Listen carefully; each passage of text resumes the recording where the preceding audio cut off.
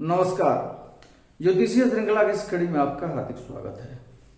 अब हम एक नए विषय की शुरुआत करते हैं, नए चैप्टर में चलते हैं और हम देखते हैं कि उद्यम और द्रव्योपार्जन या धनोपार्जन से संबंधित कौन कौन से सूत्र हैं और कैसे उनका अध्ययन किया जाता है, कैसे उसकी जानकारी प्राप्त की जाती है, इसका अध्ययन करते हैं। धन संबंधी बातों का विचार किन किन भावों से किया जाता है। राजयोग और वाहन सुख का विचार कैसे होता है। भू संपत्ति आदि की वृद्धि एवं प्राप्ति और भुजार्जित धन कब प्राप्त होता है, अर्थात अपनी भुजा के द्वारा अर्जित धन जातक को कब प्राप्त होता है तथा संतान से किस धन की प्राप्ति होती है। इसी प्रकार स्त्री, भ्राता, ज्ञातिवर्ग अर्थात चचेरे लोग, माता और शत्रु द्वारा किसे धन मिलता है एवं अकस्मात धन किसे प्राप्त होता है, व्यवसाय से कौन धनी होता है, किस देश में भाग्योन्नति होती है तथा इसका समय कब होता है, भाग्यहीन कौन होता है, किस व्यवसाय से मनुष्य की आर्थिक उन्नति संभव है एवं किन किन बातों से व्यवसाय का निर्धारण करना संभव होगा तथा इसके जानने की विधि क्या होगी। इन सब बातों की जानकारी इस विषय में प्राप्त हमें होगी। अतः यह बहुत ही अत्यंत उपयोगी और कठिन विषय है। मनुष्य मात्र सर्वदा एक ही पदार्थ के लिए परेशान रहता है, व्यस्त रहता है, वह है सुख की आकांक्षा। इसी सुख की प्राप्ति के लिए मनुष्य मात्र रात दिन चिंतित रहता है। सुख दो प्रकार का होता है। एक आध्यात्मिक सुख जिसमें मनुष्य आत्मचिंतन में निमग्न रहकर सर्वदा के लिए परमात्मा में लीन हो जाना चाहता है, और दूसरा है सांसारिक सुख जिसके बहुत से अंग हैं और जिसकी प्राप्ति के लिए मनुष्य सर्वदा चिंतित और प्रयत्नशील रहता है। इस विषय में, इसी सुख के विषय में वर्णन किया गया है जो सांसारिक सुख की प्राप्ति जातक को किस प्रकार से होगी। मनुष्य के जीवन काल में इस सुख के अनुभव के लिए अनेकानेक रीतियां देखने में आती हैं। कोई मनुष्य प्रजा शासन द्वारा सम्राट होता है, महाराजा, राजा, जमींदार कहलाता है। कितने मनुष्य व्यापार आदि में प्रवीण होकर कई देशों का वाणिज्य सूत्र अपने हाथ में लेकर असंख्य धन प्राप्त करते हैं। इसी प्रकार अनेक मनुष्य सरस्वती माता की आराधना कर अनेकानेक विद्याओं का अर्जन कर इस संसार में कीर्ति और मान प्राप्त करते हैं। परंतु यह भी देखने में आता है कि बहुत से मनुष्य राजवंश तथा धनवान घराने में जन्म लेकर भी पूर्व जन्म के कर्मानुसार भिक्षाटन द्वारा या अत्यंत गरीबी की स्थिति में अपना जीविका निर्वहन करते हैं। और ठीक इसके विपरीत ऐसा भी देखा जाता है कि एक दरिद्र परिवार में उत्पन्न बालक जिसको कि दाने दाने का जो मुहताज था, एकाएक राज सिंहासन पर बैठकर और हजारों लाखों मनुष्यों पर अपना शासन करता है। इन्हीं सब कारणों से मनुष्य मात्र की यह एक लालसा रहती है कि अपना और अपनी संतान का भविष्य जाने।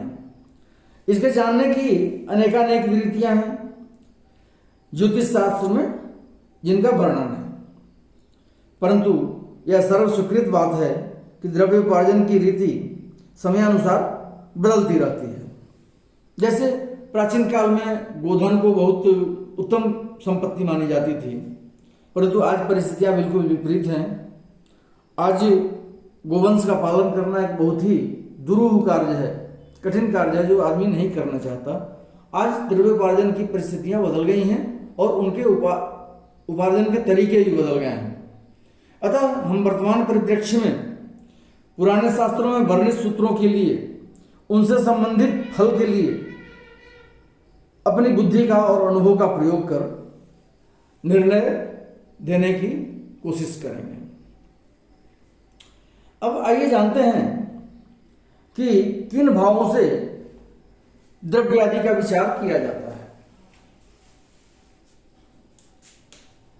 पहला है लग्न। मनुष्य के सौभाग्य का विचार होता है। लग्न की सबलता और निर्बलता पर भाग्य की उन्नति अथवा अवनति निर्भर करती है।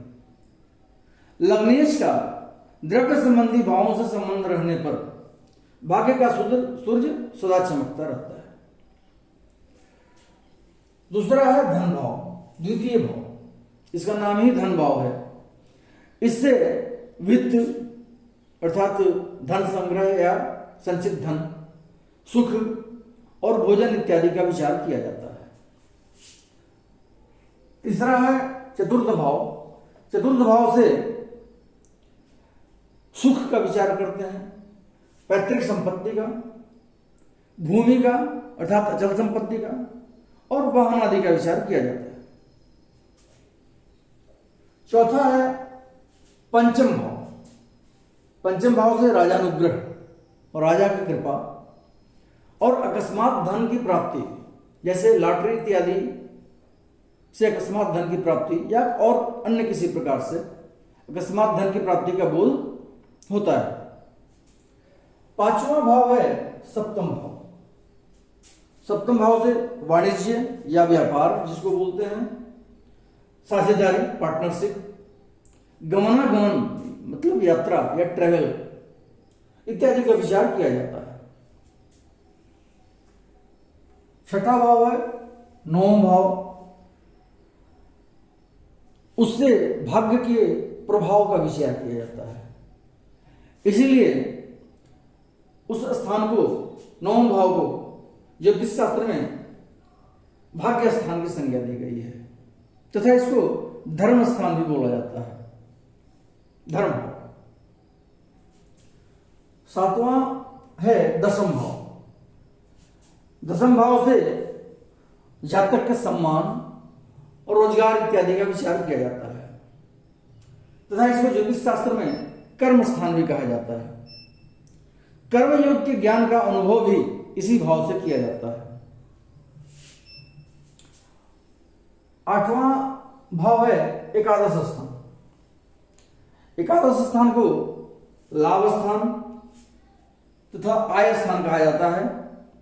इस भाव से धनार्जन इत्यादि का अनुमान किया जाता है और शुक्र ग्रह से सांसारिक सुखों की प्रबलता और बृहस्पति से धन संचय इत्यादि का विचार किया जाता है। तो द्रव्यादि का विचार करने के लिए यदि हम सावधानी पूर्वक इन भावों का, जैसे लग्न का द्वितीय, चतुर्थ, पंचम, सप्तम, नवम, दसम और एकादश, इन भावों का और बृहस्पति और शुक्र इन दो ग्रहों का सावधानी पूर्वक अगर निरीक्षण करें, विवेचन करें, तो हम किसी भी जातक के द्रव्यादि से संबंधित या धन से संबंधित जितनी ही बातें हैं उनका हम सही सही आकलन कर पाएंगे और उनका यथोचित निर्णय हम दे पाएंगे। अगले वीडियो में हम इससे संबंधित विषयों पर आगे पुनर्विचार करेंगे और सारी बातें जानेंगे, उनका अध्ययन करेंगे। नमस्कार।